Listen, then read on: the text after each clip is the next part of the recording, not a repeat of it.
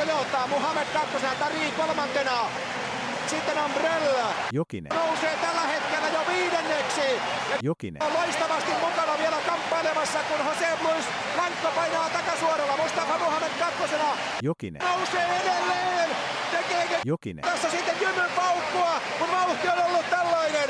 Jose Luis Blanco vetää naama irvessä. Muutama metrin johdon. Jokinen. Nousee toiseksi. Tari on kolmantena. Herranen aika, mitä tekee? Juuso Jokinen. Hän kiihdyttää ohi Jose Luis Blancon. Vesieste. Ja nyt anna mennä. Juuso. Tässä on tulossa kaikkien aikojen paukku. Juuso Jokinen. Johtaa kilpailua. Loppusvaran kamppailu. Jokinen. Johtaa. Mitali tulee Suomeen, mutta tuleeko kultaa? Juuso Jokinen. Painaa Euroopan mestaruuteen. Tämä on ihmeellinen asia. Jokinen. Voittaa Euroopan mestaruuden. Aivan hirvittävä paukku.